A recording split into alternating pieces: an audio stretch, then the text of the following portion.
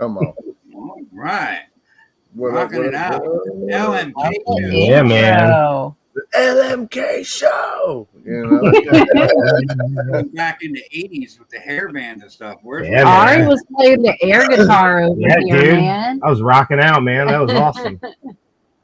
Getting hyped. What's up, everybody? Episode 34, season 2. We have that way. Arachnid. Ari and Jess in the house. Let's go. Ari Hello, and Jess. hello. How's it going? So learn some more about spiders. That's what we're gonna learn some more about. We're gonna talk about some other things too. So to start off tonight's episode, we got the top 5 moments in history that I'm gonna read for you guys. The first one I got is in 1905, November 25th. The first telegram was transmitted with a 1-mile range. Wow. It is offered in America at $8.50. So think about that. In 1905, you could pay $8.50 to transmit a message 1 mile away. It's kind of expensive. But it's got cheaper. Yeah. Back then, that was You think about $8. It was cheaper to just put somebody on a horse and tell them to run up a mile. Facts. Knocking the ass. In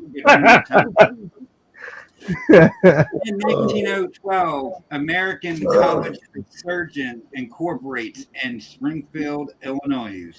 So I put that one on there because you have something to do with surgery. So in 1912, the American College of Surgeons started. So just so you can that's know. awesome. Ari assisted with that surgery. Oh, sure did. Yeah, even lost a junior mint in there too. Wow, that I hope it dissolved all right. I mean, all right.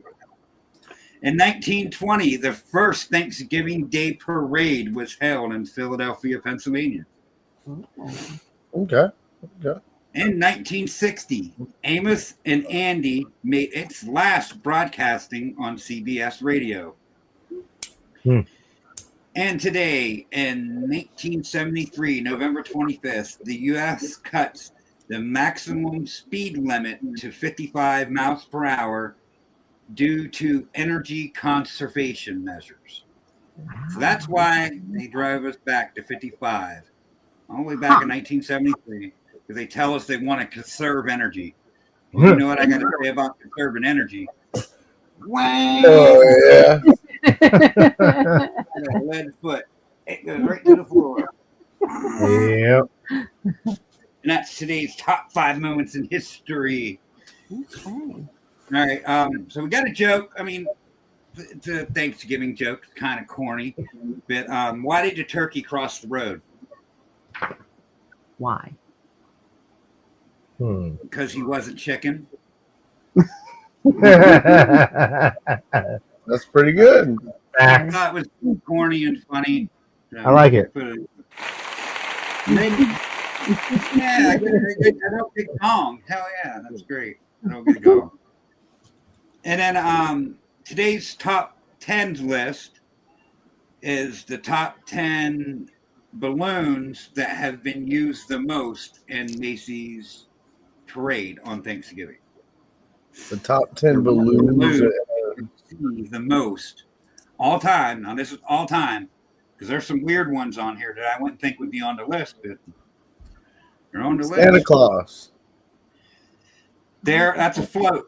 That's not a balloon. The Oh, balloons okay. are We gotta go. Snoopy. Snoopy's number 1. It's been in 40 parades. Okay. Snoopy. All right. Snoopy, Santa, Grinch, Mickey Mouse. Mickey Mouse is number 9. It's been in 20 parades. We got Snoopy and Mickey Mouse. Grinch not on here. Santa not on there. Santa. Trying to think. So would Bart Simpson be on there? Was it Simpson? Oh, yeah, Spider-Man. Or Spider-Man. And Bart Simpson didn't make the list. Oh, Top really? Superman. Superman's on there. Shout out to Vance, the homie. Yeah. Nice. Yeah, sure. Come on. Trying to think who So number 2 is a restaurant mascot. What restaurant mascot? No. It's a gas station. I mean, it's technically a restaurant too. Right, Bucky? He got the beaver up there. Ronald McDonald. Yeah, Yeah. McDonald's.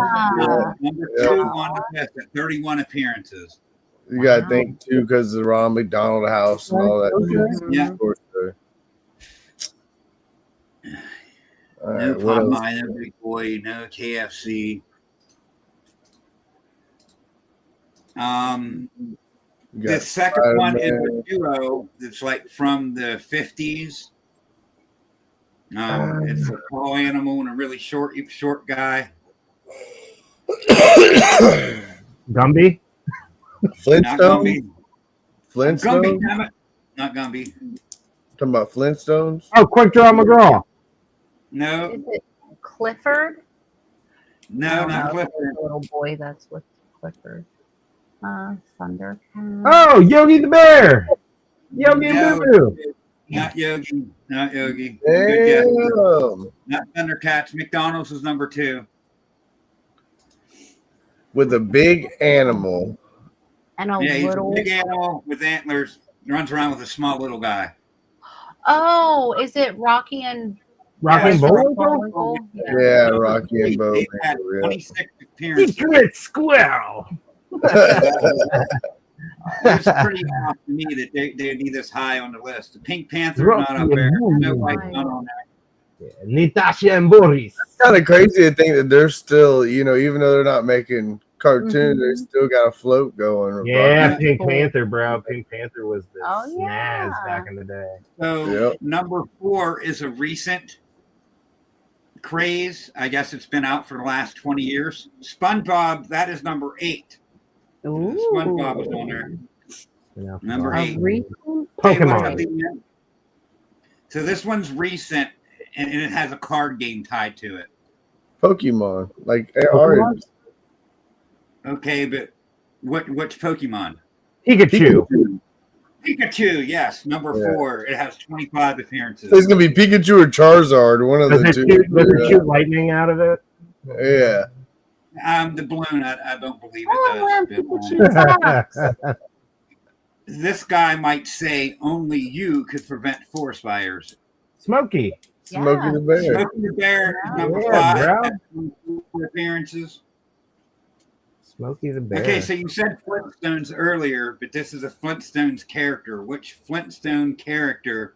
It's going to be has Dino. been- Dino, yes. Number Yeah, 6 is Dino. Dino. Oh, okay. the dog dinosaur. Yeah. All right, we got one left, and Batman, no. Donkey Kong, no. And it's a pretty common Bird. one. Not Big Bird. Elmo. Close. Not Elmo. Cookie you're going- Monster. You're barking up the right tree with those guesses. It's not the Oscar, right one. Cookie Monster. Kermit the Frog. Kermit, yes. Kermit. Yep. Oh, That's who it was going to be. I had to think that's who it was going to fucking be, too.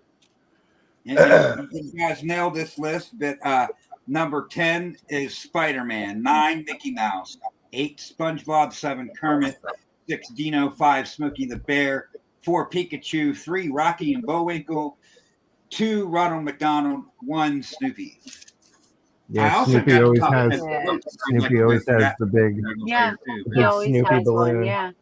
Mhm. I watched So that's it like two this Mickey year. Mouse in the parade, though, if you think about it, because they got Mickey Mouse and they got Snoopy. To me, that's like both the same shit, damn near. Mickey Mouse and Snoopy. One's Disney, one's Oh, Charlie yeah, Brown. yeah. Charlie Yeah. Brown. Talking about You got kind of mixed up there, buddy. Different animals too. Different animals, yeah. I was thinking around the One's a wrong. mouse, one's a dog. See, too much I green think tea for me tonight is what that is. The green tea's kicking in good tonight. The Hell green tea's yeah. finding that in for you. Allison Hammett, thanks for coming in. Oh, Hey, Allison. That's, You guys know new. She's now blue. yeah. That's Loquio Exotics. That's lychee breeder. they breed lychee, and all kinds of stuff. gargoyle honestly. geckos, Oh, hell yeah. cresties, all sorts of different snakes. She's got like Barron's racers and all sorts of cool stuff, Yeah, they're man. super cool. You guys want high quality geckos? She's got a lot of that stuff. Mhm. You guys can reach out to them. They're really cool people. Yeah, Kyle I did hit a up and get tour. her ID link. I'd like to check her out. DDM. Yeah. So, Melissa. Yeah, Kyle did a tour on his Yeah. Facebook, on his YouTube page. He's got a tour of their facility, and they showed a lot of stuff on there. Yeah, those Barron's racers are sick. The blue ones. Yeah, they got 2 of the high greens, and they got like a high blue that's absolutely the blues are sick. Mhm. Yeah, their lychees though are insane. She's got so many lychees that are just gorgeous. Come the on. first time we met her, she just like put one in our hands and was like, "Here, hold them. Their feet feel like little cobwebs. They're so soft." They dropped like a $2,000 lychee in Jessie's hands, and she was like, "Oh my god, they feel like spider webs in my hand." I want one now. I want one now. Yeah. Exactly. That's all. Yeah, they're pretty amazing. They're pretty cool. Yeah. Hell yeah. Well, you'll get the experience one now. I know. I'm so I know, excited. it's cool, man. It's interesting. It's fun branching out into some of these other animals and like the difference in care and stuff like that. Like the snakes were pretty low stress. Surprisingly, the one that's been the most stress has been the leopard gecko, trying to get the temperatures correct in that tank for her. Yeah. Right. Because there's just the conflicting data online of just so many people with different ways of keeping them. You know, we've seen everything from like the cold side has to be 77 degrees to it has to be low 70s. To low 70s, you know, and I'm like, well, how do you do that in a 40-gallon tank when you're trying to get a 90-degree hot spot? You know? That's like impossible. You know, the lowest I can get it's like 80 degrees on the cool side. Yeah. You know? Tommy with Ewok, Exotic World of Geckos, he breeds leopards, and he'll definitely point you in the right direction and give you the best advice. Yeah. No. Good to know. Yeah, I think I'm gonna add. I have a 75-watt basking bulb right now, and we have her quarantine tanked because we're waiting to make sure she's all healthy and everything before we bioactive the tank up. But I'm using a 75-watt basking bulb. I think I'm gonna add a 50-watt deep heat projector as well to it to kind of give it a little extra kick. Yeah, it doesn't hurt. Yeah. So. What's up? We'll see. You got the shout outs going? No, I hit the button when you were hitting that at the same time. No. What's up, Pierce? I'm just going through because we didn't even do shout outs. I noticed that we kind of just hopped on to it. You kind of just skipped the shout outs and hopped on to it there. What's going on? Double dipping. They're double dipping. They got it down. Double dipping. Double dipping. You know, I got to. I just Already like started to. chatting. I will not. Orford says a lot of leopards are light sensitive. Better to use heat projectors at the bulb. Then bulb, yeah. So he's saying not both, just the heat projector instead of Yeah, I know, instead of the light bulb. See, and then we have people that tell us that the basking bulbs is what they need because they need the light. And we were told that we need to have some type of light cycle on in there to give them a circadian rhythm. Like, use like an LED, like a light. Yes, we do. We have a full spectrum. I have a plant light, like a full spectrum LED grow light. The basking bulb is like a gold light basking bulb or something like that. Hell yeah. But I'm gonna switch it over. I got a 75-watt 75-watt DP projector and a 50-watt. So I'm gonna play around with them and see which one works better. Go vote. Go vote. Go listen to the mic a bit. Go vote for the 15 minutes in lane. They can vote for more sports, but around here, you know who we vote for. I'm sorry, Forge fam. Sorry, Forge fam. It's game on. We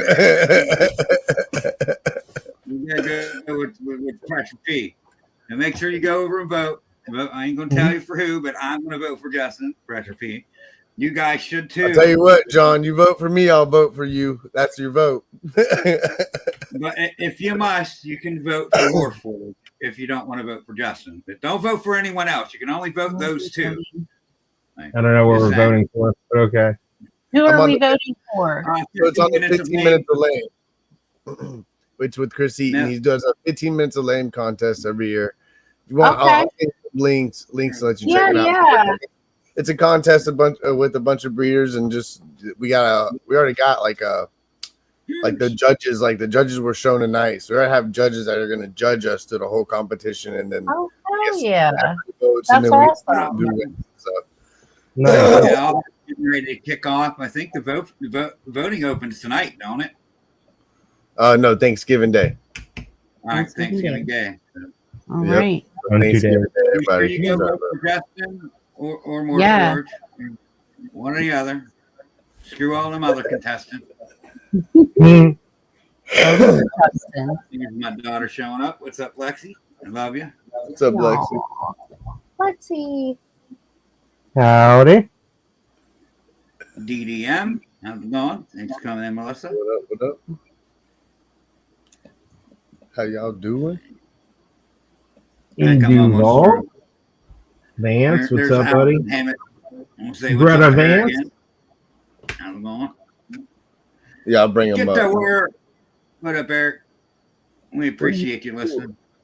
Are you? If you guys if anybody's going to be in Fredericksburg, Virginia, December 20th, Allison's going to be there with her geckos. We'll be there with our Spooter. spiders. I think Adrian from Is he going to be there? Eastern Box Turtle. He's supposed to show Nice. up and say hi. That's the homie. Yeah. Yeah. I think Kyle's probably he usually comes out to that show to Yeah, he record. does. I think Kiko may try and come out as well. So maybe another little group gathering like there was at Gettysburg, which would be cool. Is that Cool. where we met Kyle? Yeah, we met Kyle at Fredericksburg. That was the first time he ever recorded us. Mm-hmm. Was Fredericksburg. What up, Brando? You go on Thanksgiving the vote. You could go there now just to practice vote, but they get reset Thanksgiving Day. But you just type in 15 minutes of lame in your Google search, and it'll take you right there. Gang, gang. Take you to the page. Alex. I love her. Gang, gang. There's Dustin. What's up, Dustin? What up, Dustin? All right. Dustin's Okay. voting against you, Justin. I got you. I got you. Listen, I got you. Tell him Just how you feel about it. Wait, this is how we feel about it. Gang, gang. What's up, baby? There's my girl. What's up, baby? No. Yang, yang, bitches. That's how we feel about that. That's a nice molt. Mm-hmm. That's a nice one. Little spider right. molt. Oh shit! It's just a little spider molt. See, Alex has been collecting hers in Ziploc bags now. Oh, nice. Well, we've shown you guys. You guys have seen our skin bin, right? Have we shown you the skin bin? No. Oh, we got to show you the skin bin. Oh shit! Gang, gang. It So puts the skin lotion bin. on its skin. Oh shit! Bin. Ah damn! All kinds of molts. And we still have molts laying. Yeah, we all still have over molts the laying room. everywhere because I, sexing molts and stuff like that, and then they're wet, so I don't want to put them in the jar right away. So I usually, Right. leave them out so that they can dry out, and then I'll just toss the whole thing in. I have a whole Ew, a whole here, pile. look, I'll show you. So, Pierce, a pile of what molts. are you Oh, Funny. That It's is just a wild. pile of friggin' molts on a what's laptop. our favorite spider to work with? So it depends. Jesse has hers. Both of ours kind of differ a little bit. So I'd say Avicularia, and second would be like Psalmopius or like Zenensis. And you Couple. really like the Psalms. Yeah, Psalms are probably my favorite arboreal species out there Yeah. that you could work with. Yes. And Definitely. then I'm very, very partial to the baboons. Mhm. So Pteronoculus, Harpoctera, Ceratogyrus, I'm trying to think of what else. Augucephalus. Alex knew. Yeah, our there's answers. tons of baboons, man. Baboons are, yeah, those are my babies. Mm-hmm. We just got a new Augucephalus as Zendami female in recently, and she is stunning. She is. Everybody out there in the chats, if y'all got any spider questions, don't hesitate to ask. Yeah. If you got spider questions, ask them, man. Please. Right here. Yeah, you got some of the best people. We right love to answer and educate. And our favorite is if you're scared of spiders, we love the challenge of making you not scared of spiders. Mm-hmm. You know See, what I'm saying? I'm not scared of them. I just live with a house full of There's, them. I need my horn to call Nicholas. Nicholas! And summon him to the chat. I know. And you held a spider Yeah. at Gettysburg, but like you said, Yeah. you weren't scared of them. Now we just need to get your wife and daughter. I think on board. Allison's gonna try and hold one for the first time at Fredericksburg. That's cool. So I'm gonna bring the male poker piece. Yeah. And she can hold that one. Those are so good. Hell for first time, like, you know, holding and stuff. Mm-hmm. I've never had one be nasty. They just come right out. No. Come on. Yeah. So while you were on the molt talk, I mean, so we kind of let the audience know with them. How do you kind of? You're obviously saving the molts to sex them, correct? Mm-hmm. So how do you kind of? You want to explain to them kind of how you go about doing that? Sure. Yeah, they use the molt to sex it, which is actually kind of cool. I thought essentially what you want to do is. Let me blow you up. Yep. I got it. So let me see if it'll zoom in. Come on, zoom in. Maybe it's focusing. What's up, Sammy? There we go. So right here, right, is the area that we want. This is the abdomen. Okay. So essentially, we're looking for that area on a molt, and we want that to be clean and still intact. And essentially, what we'll do is I'll take either isopropyl alcohol or some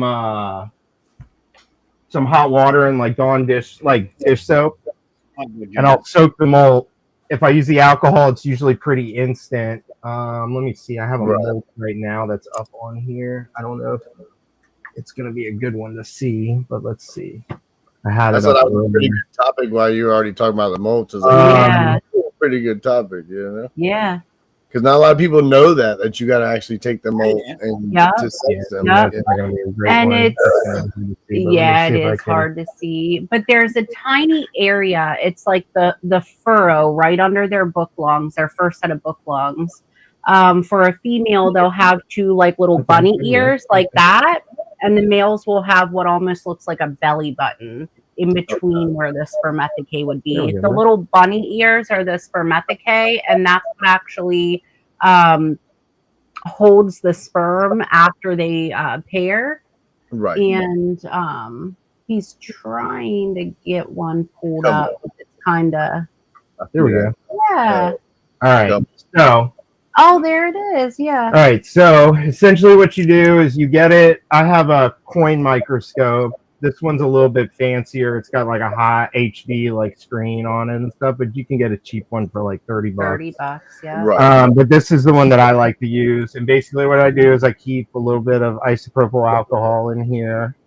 I'll spray the molt a few times. Okay. So give me a second. Hell yeah, John. Let me just spray it so I can show you guys what I mean. No clue. So we wet it. And by spraying it with the alcohol or soaking it, this softens the molt, which then allows me to safely open the molt without tearing it. Because we can sex stuff as small as like 1.5 inches. Right. And so these become your best friend. Mm-hmm. I use these to basically, I will literally sit there watching the screen just like this, with two little toothpicks, basically sitting there trying to safely... Because it's a tiny little space you're opening. Unfold the molt. And so basically what you're looking for is tarantulas have 4 sets of book lungs, right? The top 2 sets of book lungs in the center is on a female will be a furrow. On a male, it'll just look like a straight line across. The ventral sexing is not very accurate.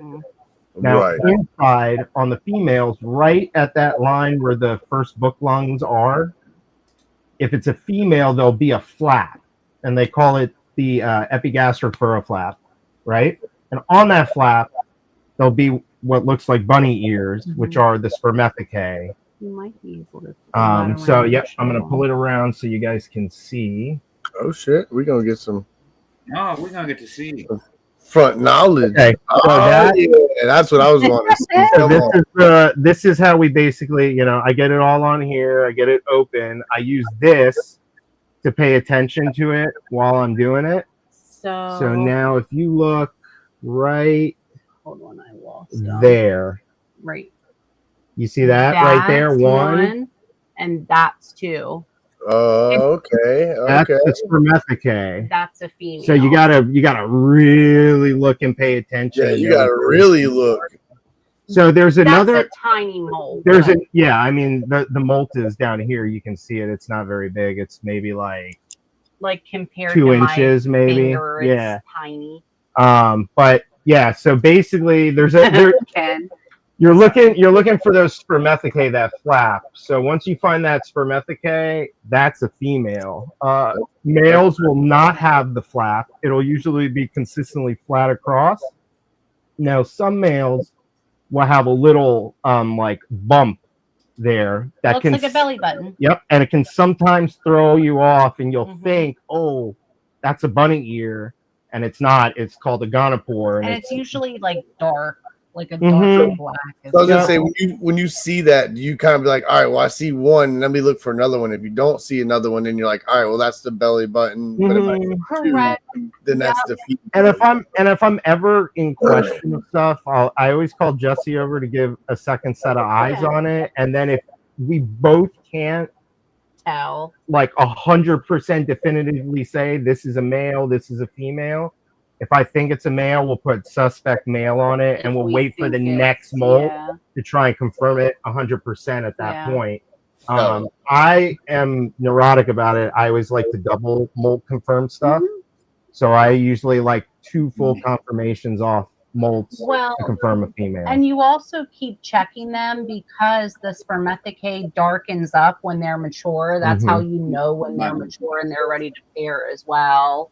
But the spermaticae, you'll know the difference between that and the gonopore because the spermaticae can be manipulated. You can move them up and down with a toothpick. If it's a male, you can't do that. If you see just one. But yeah, he's a lot better at doing that with smaller molts.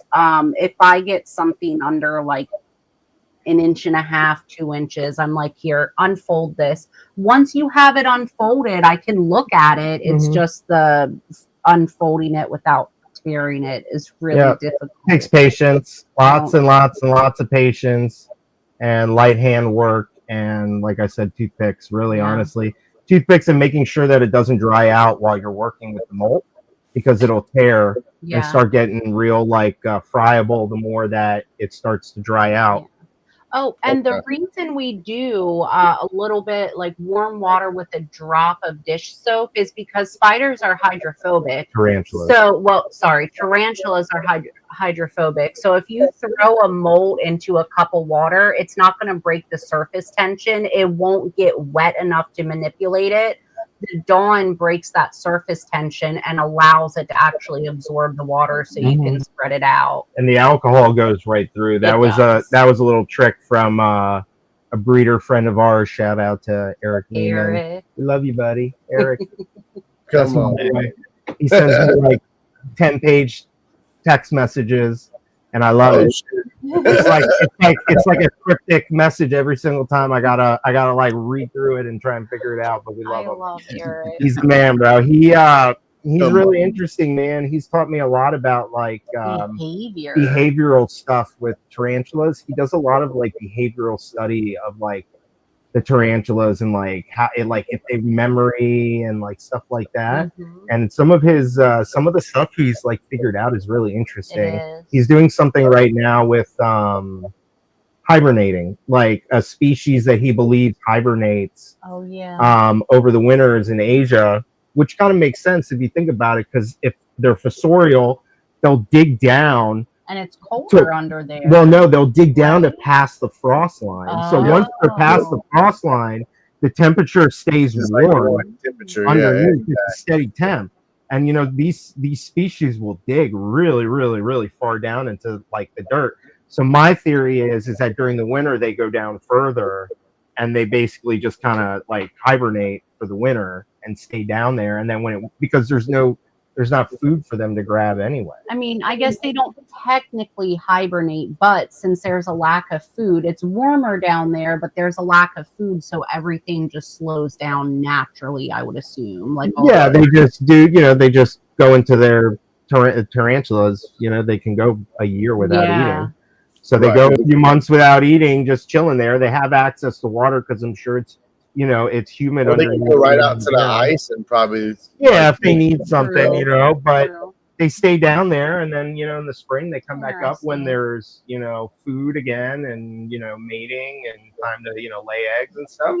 And it's really cool. He does a lot of this like really interesting like behavioral research with the tarantulas and stuff. He'll send me pokies and be like, "Oh, really sweet. You just have to be slow with her when you handle her."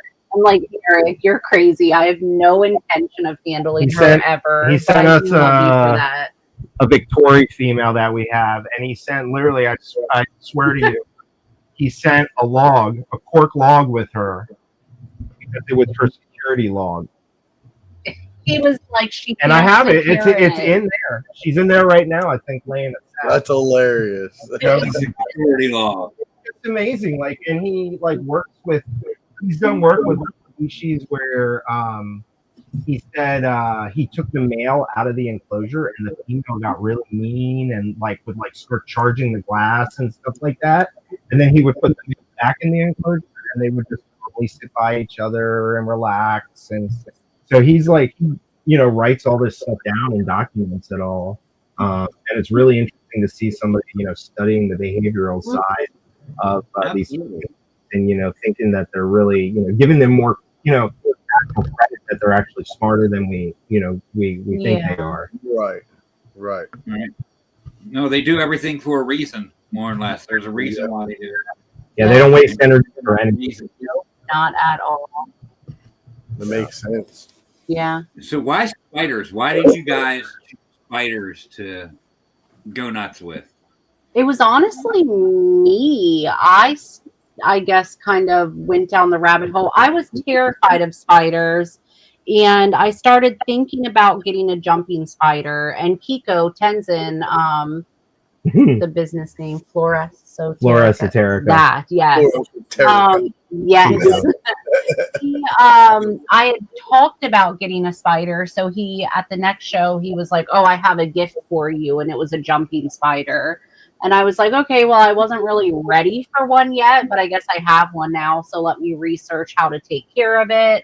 And that just kind of, I happened across tarantula videos. Well, you went to the pet store up the road. Yeah. And called in, you're like, "Oh, I'm looking at tarantulas. How do you feel about it?" I'm like, "I don't really care." Yeah. I grew up with exotic pets. You know, I had like snakes and I wasn't stuff. allowed to have I grew up in Miami, Florida, so I mean, yeah, everything's a pet down there. We had wolf spiders in our house, and I freaked out. You know what I mean, man? You got like iguanas and stuff chasing you out there in Miami.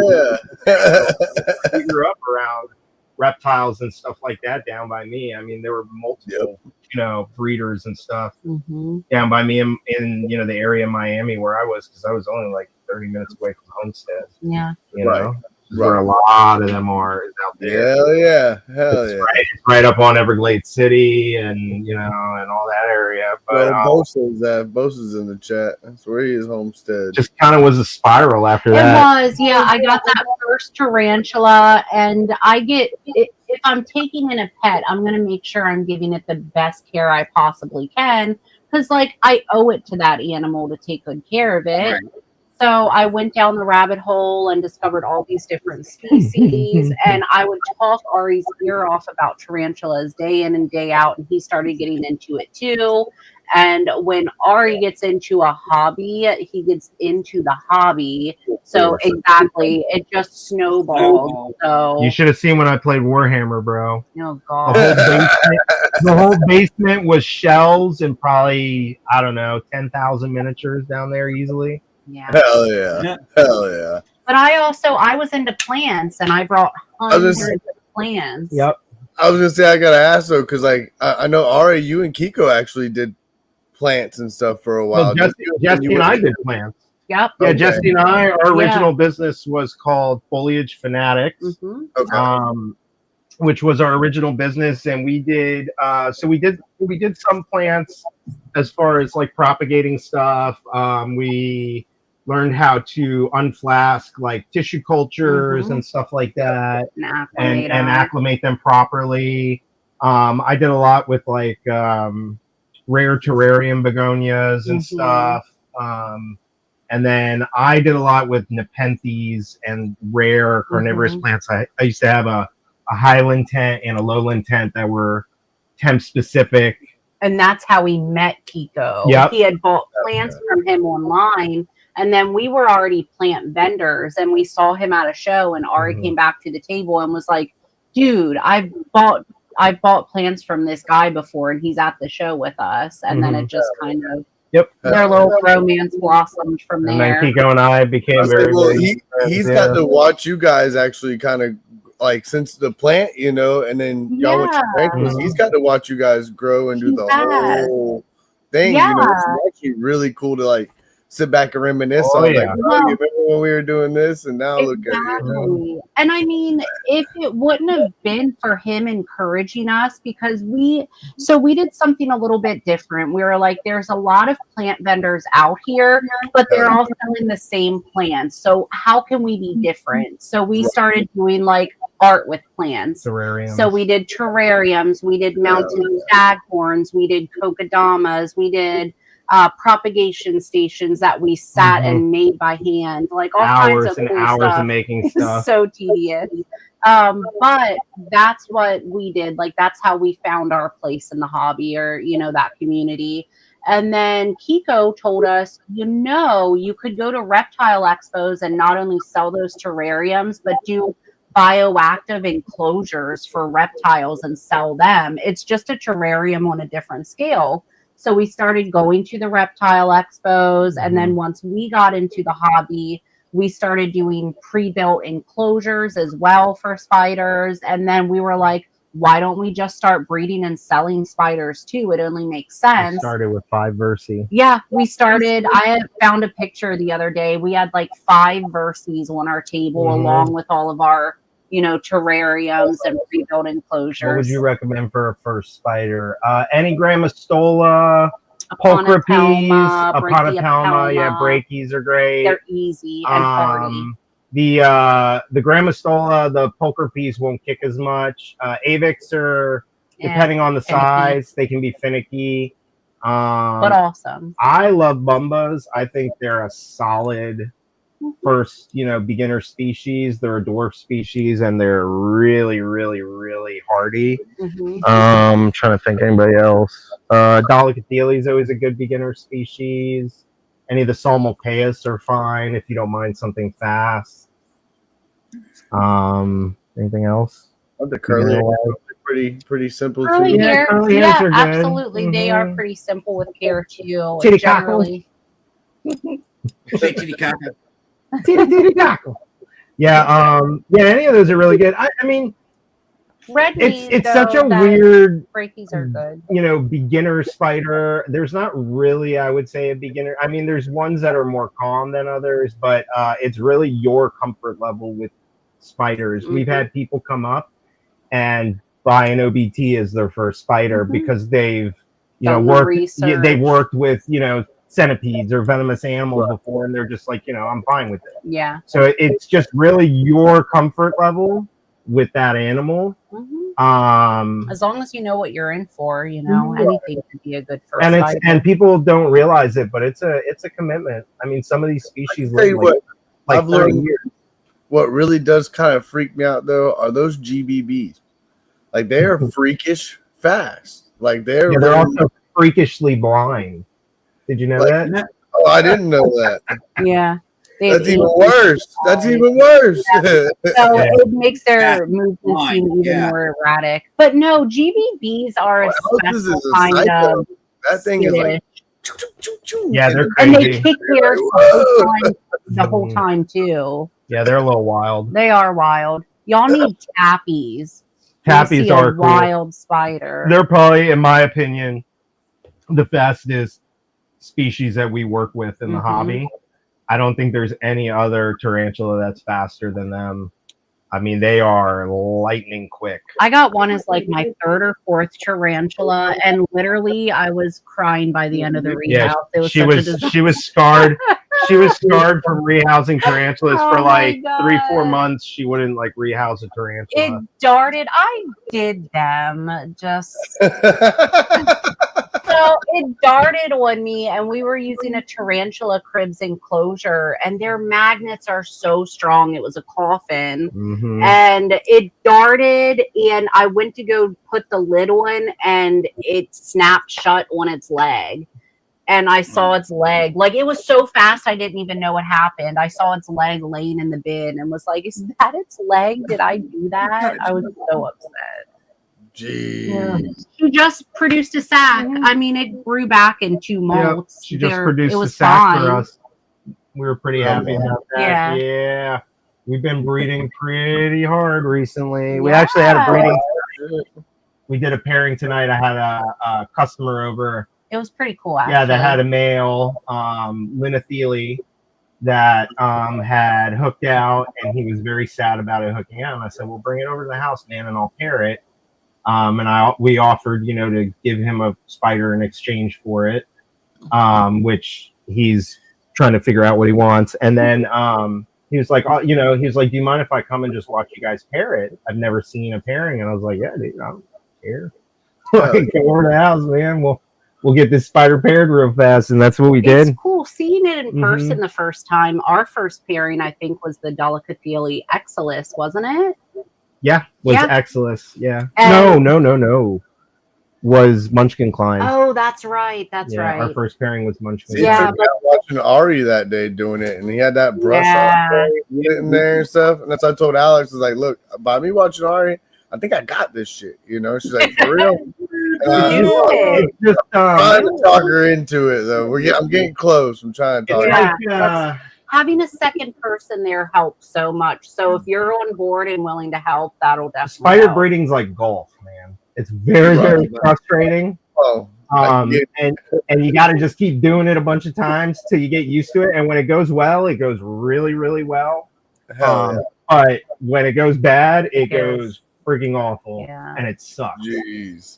But that's just kind of the way it is. And like, there's nights that Jesse and I have sat for 2 hours waiting for spiders to do something, and then we're getting ready to put them away, and then they start finally doing something, and then you got to sit there for the pairing and stuff. Or 2.5 hours later, they haven't done a single thing, and we got to box them up, and then do the next pairing that we have on the list. Yeah, of stuff we've had nights where we get 5 pairings done within an hour, and then other nights after 5 hours, nothing is paired. Sounds like a lot of doobies for me, for sure. Oh yeah, for sure. It helps. Oh yeah, a big bin. That's a lot of dabs, a lot of doobies, and just you do the pairings in a big tote. That does help too. Yep, we do it in a big tote, which is really nice because then we can sit on either side of the tote and just breathe normal, because we don't want to be breathing right down on top of them. Yep. And then we have little like masks up here that sometimes, if it's like a real like skittish species, we'll how many have we lost to breeding? We lost a Machala male.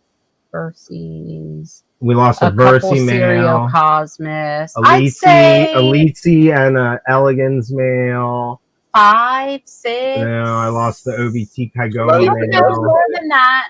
Not even a dozen yet, then. So I mean, look, it happens, man. Unfortunately, like that Machala. Oh yeah. I pushed that spider is like a 9-inch female.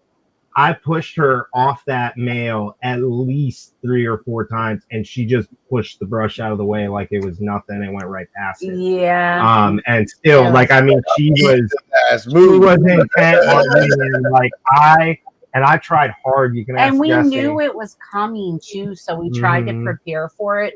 We have learned a few things from that experience. You can kind of, especially with those big species, you can take a flat brush and put it kind of over her fangs when they go to pair to kind of help prevent that. We didn't know that you could do that without, messing things up. We have a friend that uses soft rubber spatula.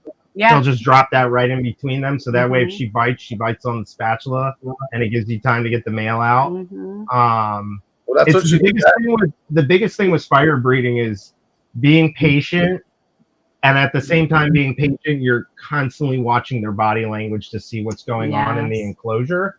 Because it's a split second sometimes. Yeah, literally is a split second. I mean, you saw that day when I saved that male on live. Literally bit the thing, and then you couldn't you flick a switch on and off, and it got brush so quick, and he flicked it off so quick, and when it bit the brush, it locked on it, so he slung it, and it away when you showed me that video, I was like, you just fucking chucked her. Ratios do you but I mean, she was going for it. He had no choice.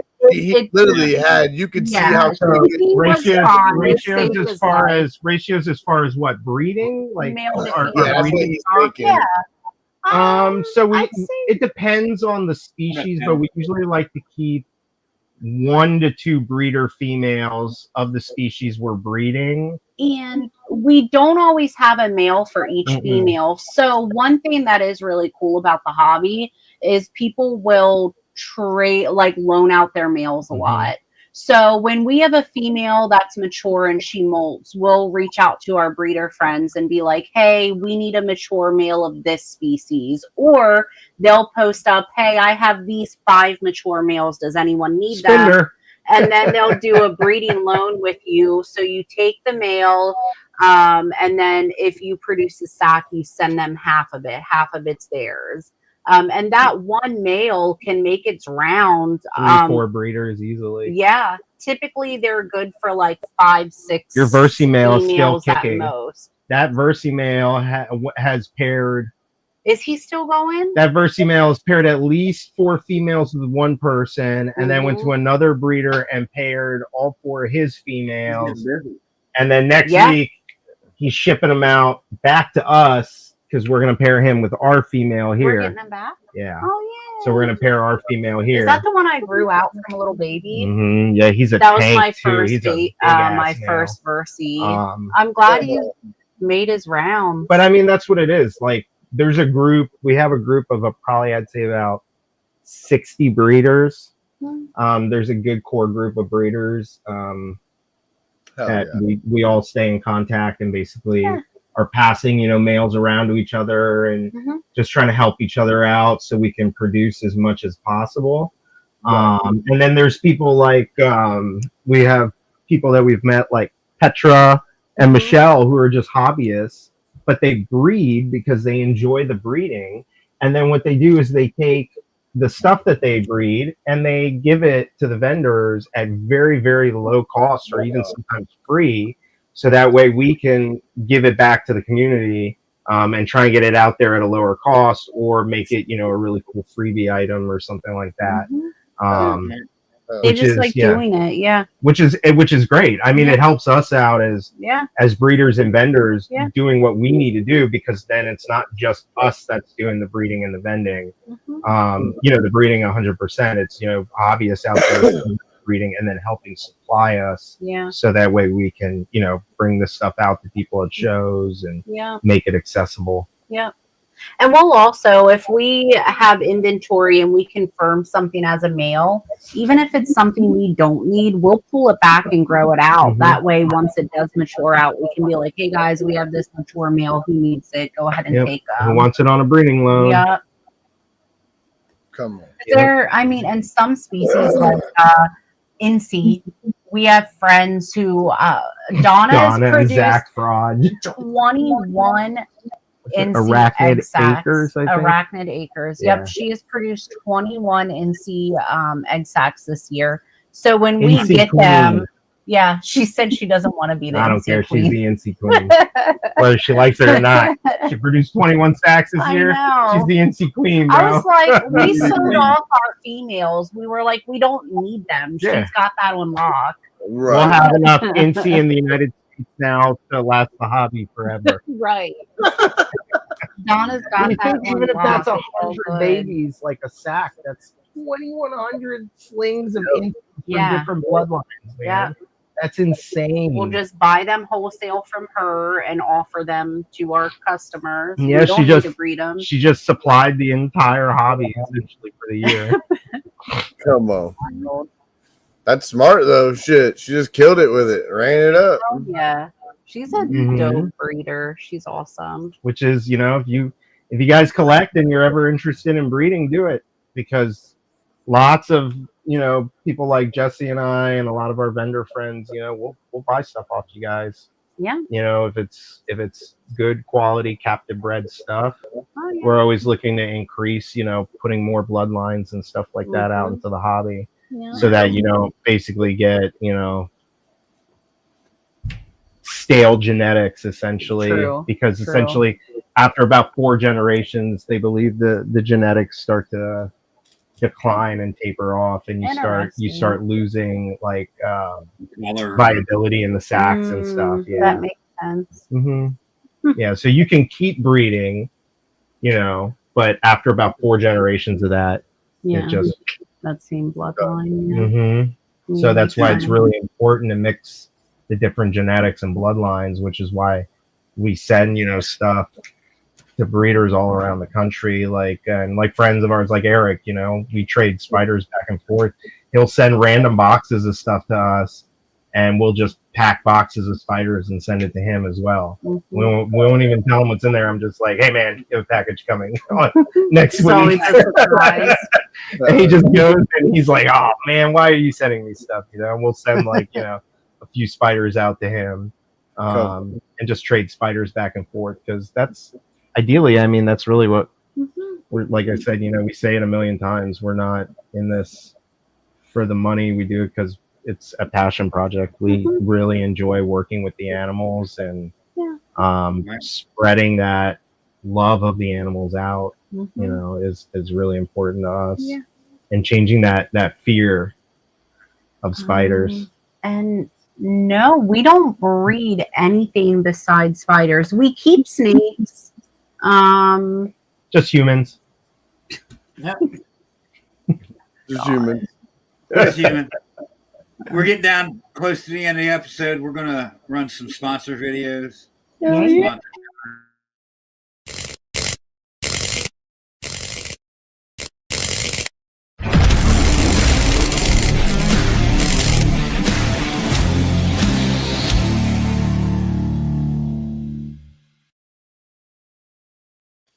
That's all. Noise. RWO HP34 free 60 days of Husbandry Pro. Come on. Big D's Pythons and Geckos. Breeder out of Georgia. Got pythons, got geckos. Check them out. He's got all kinds of things. Vision. There are rack supplier. They got custom cages. Send them the dimensions, and they will make you a custom cage and a custom aquarium to fill any hole that you may have. Chris from B&S Reptiles. He also is the chipper and Cocoa to Go distributor, as well as many different types of species, bull, rat, all kinds of snakes. Check them out. Come on. 217 Pythons. He is now getting into podcasting. He airs an episode Thursday, 10 o'clock, I think it is. It's on conspiracy theories and stuff. Pretty good episode. He's also breathing some ultimate clown, hypo clown stuff. So check him out. He's got some stuff coming. Static Morphs. What could you say about them? Boy, what they're doing with Stranger over there, it's pretty cool. Go check out Static Morphs on IG. They got some amazing animals. We all know Eddie's a stranger too, Oh, man, pretty cool. And RGI, Rare Genetics, they do our shed testing needs around here. If you have sheds and you need them tested, hit them up. They'll help you out. Come on. All right, back to it. Let's go. You ain't gonna do the vision commercial, Juju? You could do the vision commercial. I didn't want to use it. I don't want to get demonetized. Because he's talking the whole time. Are they really gonna say something over him talking the whole time? It plays music in the background. I mean, we'll play it. It'll tell me. Mark with Vision here. We're showing off the new Visionarium. See a couple examples here. These are going to be a new product from us coming out hopefully the end of the year. It is modeled off our V35 and V70 tub, 3x height. So we're doing about 15 inches on this. You'll have options for doors on one side or up to all four sides on each of the tubs. We got vents on the front and the back. You will have options for windows as well if you just want that instead of the doors. We'll have perforated options and glass options. This was the V35. This is going to be the V70, so you get a little bit bigger option. We have a bearded dragon set up here and a pixie frog in this one. Show a little bit of versatility of using it for a desert species versus tropical. We have lids that are built in as well. These are going to have options for your lighting. These are going to be a halogen light or an LED light, and they will snap into the lid. C5 lighting, other UVB and halogen lighting options. Options of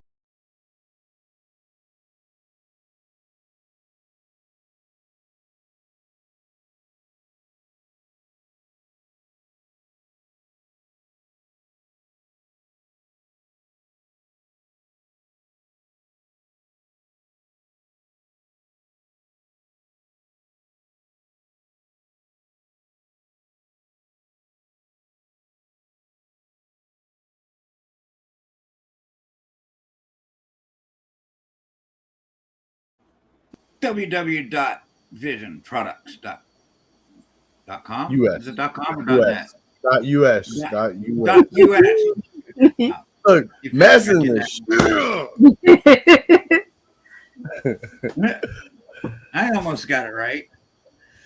Those are tub pretty cool. style enclosures. Yeah, those new Vision tub styles are friggin' cool, man. They are. I told her, I'm like, bro, I just want one so I can put something in it because it looks cool, man. It looks badass. And the Yeah, dude. lights, misters, you could do it, fans. Yeah, I want one of the double ones, man. That's cool, man. I put like we were talking, like put like a mossy tail gecko or something in there. You can put anything in there. It could work. I think, too, those are. Just about anything will fit in them. True. I think too, those are supposed to be pretty price friendly too for everybody compared to their actual PVC. That's what I think that was the whole idea behind it. Yeah, right? it's kind of like a tub. Yeah, it's like a tub. Dude, did you see the tubs at Home Depot? The little mini for tubs. spiders, they're amazing. Really? They got mini clear totes. They're mini clear totes. They're $2.90 something cents a tote, bro. We'll send out. But they're like little mini, and they're like crystal clear, and they stack. It's like the yellow. It's the yellow top totes, you know, that have the lip and stack. At Home Depot for like $2.75 or something. Yeah, we're supposed to go to Home Depot next day or two too, man. Wow. Telling you, man, perfect. You could use them for anything, man. They'd be perfect. Come on. See, you guys hear this out there in chat, so you don't have to do tarantula cribs. There is other cheaper, way valuable things that will work. We do breeder boxes for everything. Yeah. But I mean, DIY is a thing. We have a friend who buys all his stuff from Target. Yeah. He gets like most of our very friends cheap DIY their and stuff. most of our slings we keep in deli cups. Yeah.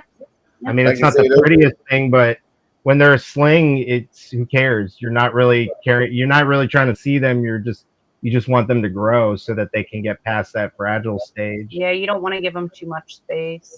Right. And those tarantula cribs, man, those magnets, like you said earlier, those things are strong. So you can strong. So deadly. strong. The quick as you go to shut that thing and it snaps that magnet. I've accidentally let go of those coffin lids a million times. Don't get me wrong, man. Tarantula cribs are great. Nice. Enclosures. Herp Colt's another good one. They're really good enclosures. For us, acrylic doesn't work because breeding, we need 360, we need to be able to get into the enclosure, and most of those acrylics, they have a lip that goes around them, so it kind of The male can't. the male can't zip get out as of fast, there. and it creates an issue. So it's just easier for us to keep everything in the breeder boxes, plus the sheer amount of stuff that we have. It And would you know how be- we would be broke if we kept everything in Right? Realistically, We'd have no money for anything. no. The spiders would live in the house and we would live outside. I tell Alex, quit buying these damn things. I'm telling you, man, Alibaba, get some of these breeder boxes, especially if you guys are starting to keep more and more numbers, man. And, Oh yeah. and used Exoterras are always good option That's too, true, because too. you can get the lid replacement from tarantula cribs for pretty cheap, Or have And- someone 3D print one. or have someone 3D print one, or if you know Shout somebody who out can Adrian. cut acrylic, or Adrian can print one for you, man, and change it from that mesh top, and you're good to go, man. I Yeah. mean, My goal is Exoterras now are a is staple. to get that first pairing going now. It's like I'm Yeah. trying to talk her into doing it. Like when you guys hit us up on the offer like a few weeks back, I was like, come on, let's do it. You know, she's like, but I don't know if I want to breed that. And I'm like, look, we gotta do something. Honestly, You got all these in here. We gotta do something. Yeah, I don't know about pumpkin patches, but you can definitely pick something like a psalm. That's what I tell Psalmopaeus, or A tap. even like a Versi would be somewhat pretty easy. Tappies are I pretty really want easy. I really want my Giraldi to get big enough, and once that does, Oh yeah, they're nice. I will say Avix are a little more difficult. I will say baboons have been pretty easy. We've had Yeah. really good luck with baboons, and we've actually there's a breeder in Europe that I'm hoping is going to come on our podcast next year. That breeds baboons specifically, and we were talking to him the other day, and he was telling us how he's like switched over from doing all the conditioning and crazy stuff with the baboons. So literally he just keeps them dry and warm, and he just feeds them up. He puts the male in there, lets them do their thing, and he's had more success with them dropping sacks consistently than when he's so worried about, like watering. This right. Miss. he just keeps it simple, and it's been a lot more rewarding for him. He's been getting, better sacks out of them and stuff like that. And they're good moms too. Leave them with the mom. They'll do they'll do what they need to do. We've been learning that as we've been breeding, to as much as we can, we let them hatch with the mom. Yeah. Hell yeah. Hell yeah. All right. So we all through season 1, we had a single question that we asked everyone, and that was, what would you pick if you could pick a superpower? So I haven't started a question for season 2. I found a question that I liked. I don't know how it's going to work, and I'm going to try it on you guys and see how it goes. But what's the longest word that you could think of that describes yourself? Shamalama ding dong. I'm a ding dong. See, that's why I want to do it, because I want people come up with like crazy word. Now, could you spell that for me, maybe? Yeah, spell that. Good Lord. Daddy, you can't go do all this shit now. Explain it. What does it mean? Habla inglés. What does it mean? Use it in a what does sentence. Lama ding dong mean? Wham, bam, shang-a-lang. Expialidocious, how's it? That was my thought. What is it? Supercalifragilistic Expialidocious. Expialidocious. That's what came to my mind when I found this question. Someone's going to say that. Challenging. That's a good one for you. That's I'm gonna make mine like a small shit, like 2,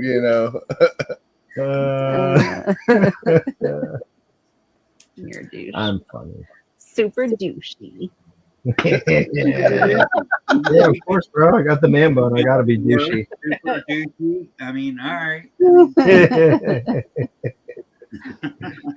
All right, man. Well, thanks for having us on tonight, guys. I think this is gonna be our last podcast of the year. Oh no! Yeah, I want you to shout out your guys' podcast. It's going to come out at the beginning of the year, and tell them where they could find it and where they could find you at on an order basis. Anonymous. Yeah, Arachnids Anonymous Radio. You guys get to meet the other half. You get to meet the other half of Pressure Pythons because she's gonna be on there too, co-hosting. Justin's better. Yeah, and then our buddy Kenny Mega Spiders, he'll be on there co-hosting as well. I guess we can release the. You want to release the guest, the first guest? Sure. Yeah, we'll give you guys a sneak peek tonight.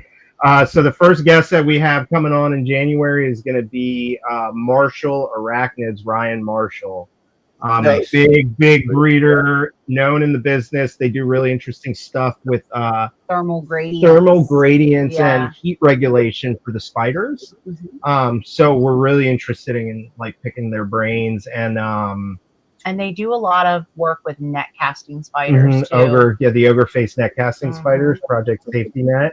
And they do a lot. They're well known as top-notch breeders for Avix like Verses and Avicularianae and stuff like that. T. Celedonia, like they are top-notch people, and we were very excited that they agreed to come on to be our guest for the first episode. And then you guys will get to meet Tarantula Mark. Tarantula facts from a tarantula guy. Come on. So you get to meet Tarantula Mark. And our next show is when? December 20th. Fredericksburg, Virginia at the fairgrounds. It's 9 to 3, I believe, or 9 to 4. I can't remember. But it's a fun time. They usually have a pretty good barbecue vendor outside too. Shout out to the food vendor. Yeah, man. But it's a good show, and you'll get to see Lochiel Exotics will be there with all the lychees. We'll be there with all of our tarantulas. Adrian should be walking around, so run up on him and throw a tarantula on his back if you want. He'll be walking his pet turtles around on leashes. Yeah, I want to see these pet turtles, man. Too. I need a picture because I got the Ninja Turtle tattoo going on here. See? Well, you know what I'm saying? Yeah, Adrian, you better get with it. Come on. I can't keep turtles, bro. They smell bad. You know, Mom? They do smell bad. But Adrian can keep the turtles, and we'll get to watch him keep the turtles. Right. We'll live vicariously through Adrian. There you go. But yeah, I think Fredericksburg show was December 20th. December 20th. Yeah, it's the week before Christmas. Yeah. And then I don't think our next show is going to be until I think it's either January or February. We're doing Kiko's show. Yep. And then hopefully we'll see a bunch of the RWO folks for All American in March. Oh yeah, All American. Yeah, she's wearing the shirt. March 7th and 8th. It's also my birthday weekend. March 6th. Also in Fredericksburg. Fredericksburg at the convention it's center. Like our only 2-day show in the area. As many people as you can come out. Last year they broke records this year. It was the largest reptile show they'd had in the state of Virginia. They had over 5,000 people there the first day, like easily. He broke I think they hit like 8,000 people the first day. Yeah, it was nuts. Yeah. So I highly recommend it, and it's only going to keep growing. I mean, it's only like a 3.5-4 hour drive for me, so I might make it to some of them. The hotels are cheap out there. We rented a hotel for like $80 for the night. It was great. I usually just come in one day and then bail, but if it's a 2-day show, I might just stay the night down there. Saturday and Sunday, man. Yeah. You said that was on March 7th and 8th? Is that what you said? Yeah, March 7th and 8th. You're always welcome to come by the booth and say hi and hold another spider. We'll always come by and hang out. Make that one. Yeah, it's really good. Lochiel Exotics will be there too with all their stuff. Yeah, they're always there. Yeah, so. Hell yeah. I say always, like there's been more than one. Yeah, that was the first one this year. They got a good food vendor and they have beer. So can't go wrong there. Kiko's show, where is that at? So that's in Manassas. It is at Eavesdrop Brewery. Yep. In Manassas, Virginia. First Sunday of the month. For that one. And then he has plant shows too. And then his plant show is the second Sunday of the month in the same spot. Yeah. And then he has a 2-day show twice. He's doing two-day shows next year, which are going to be plant and animal shows. Yep. Which we'll be a part of as well, usually. And then I think we're bending his show next year like 5 or 6 times. Oh, okay.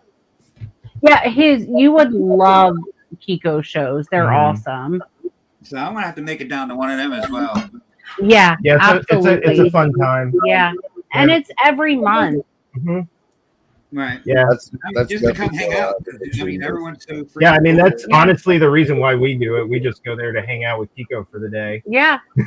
And the other vendors. We go and hang out with Kiko for the day, and the business pays for it. So we're like, all right, cool. The business is us, but it makes us feel better. Eat some good food, gonna have a few drinks, eat some good food, have a good hang time. out with Katie and Marco and his wife and Kiko. Yeah, thanks for reminding me, Adrian. I gotta print up a sign to put on our table for Kiko's show. I've been wanting to do that. Yeah.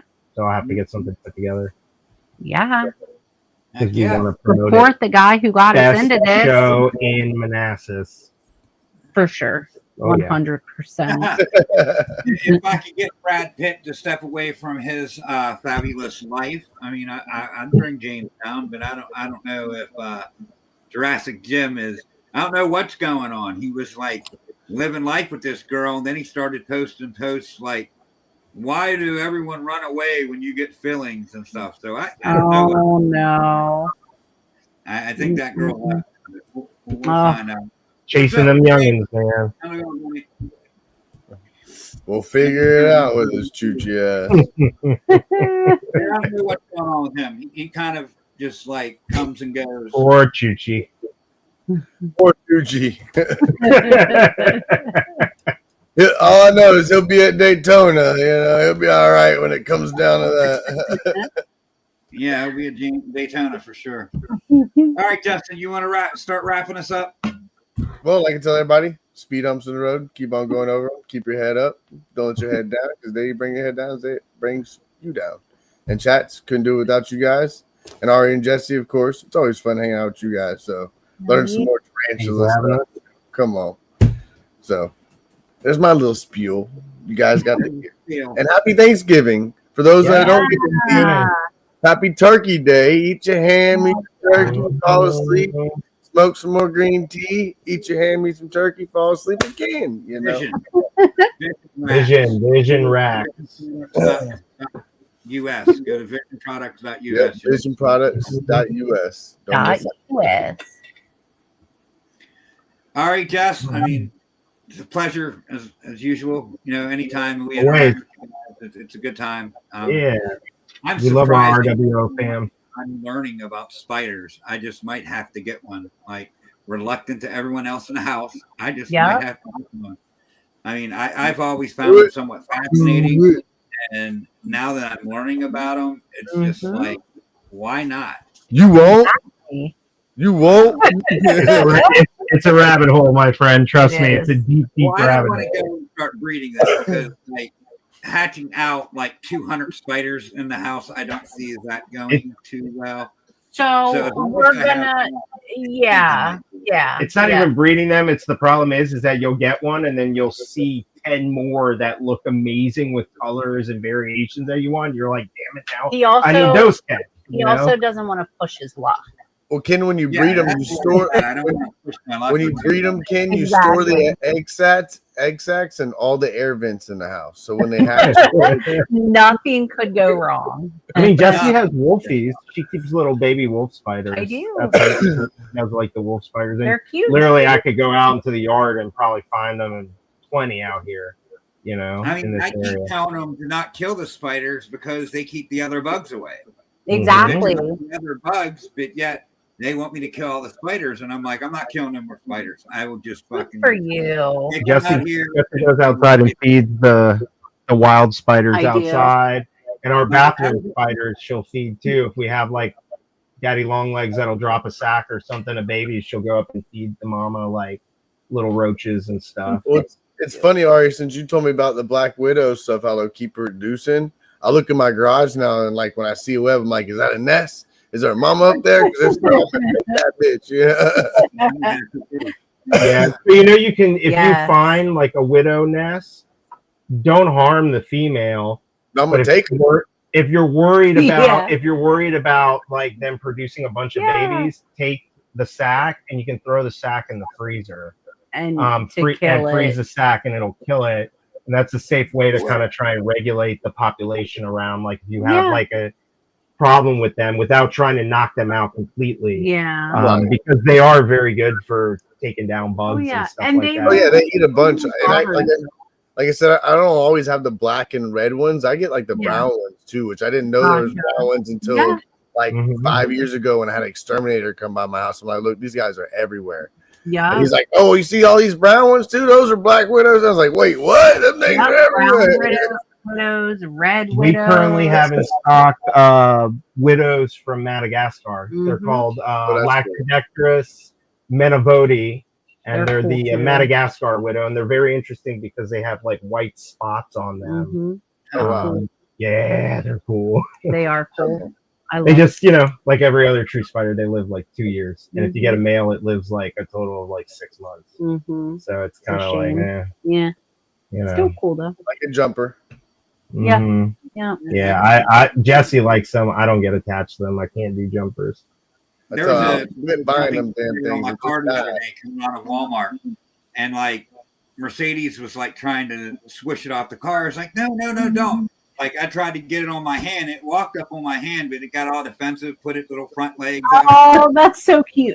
Oh, And if then it's it walked along on my hand, and I went over and put it in the grass and saved it. If it's So a jumper, it was putting its front legs up to jump. It Yup. was telling you it wanted to jump somewhere. They'll Yup. communicate with you. They wave their little pedipalps around, and then typically, they're looking for somewhere to jump. If you put your other hand up, they'll like slingshot on. Remember we had that little wild one that came across the kitchen counter while I Yeah. was like getting dinner ready, and we ended up catching it. I have a picture of it in my hand, and I put it up like in a pothos plant, like up by the window and stuff. Wild And jumpers. just like So released he did it. this, and then I put my hand down there, and he just walked right up on it. He didn't even jump. He just walked. They're And then when I took so over to the friendly. Yeah, jumpers are awesome, man. They're Yeah. super inquisitive.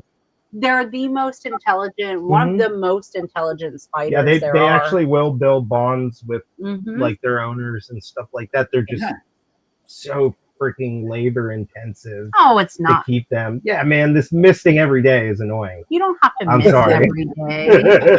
With babies, maybe, but No. not the adults. And I don't like the fact that they only live for 2 years. You build up that bond with them, and then they're gone after 2 years. That's my Yeah. damn. I kept telling Alex, quit buying fucking jumpers. Like you I get know. Yeah, I need something. something. I always have. I need one. something 5 years or more, bro. Yeah. You know? Right? Exactly. Because I'm going to build a bond with that animal. You know, I want to build a bond with the animal. I don't want to feel like, oh man, in 2 years you're going to be gone. Like, I will that's friggin' cry lame. when Hoppy dies. I know. And then you're going to go get another one against my advice. You're going to go get Yep. You can't stop them. They do what they do. I mean, I can't fault her. You know how many times she's told me, stop bringing a tarantula in the house, and then I brought like 10 more the next day in. And I'm like, well, they're cool, rare species. That's why we have so That's many. why we have this. Coming in, So James. good, man. We're going to wrap things up. Like I said, you guys are amazing. Thanks for coming on. Chat, Thanks for Yeah, having us. yeah. shout out to the sponsors. We appreciate you. Couldn't do it without you. And remember, when you're shooting and Gang, going gang. for dreams and chasing them, shoot for the moon, because even if you miss, you'll land up amongst stars, and that's not a bad place. Oh, See you Thursday for the RWO show. Check out Saturday, Vance's Thunderdome, and the Sip It with Serpents. Don't forget about Friday, Gene Wars.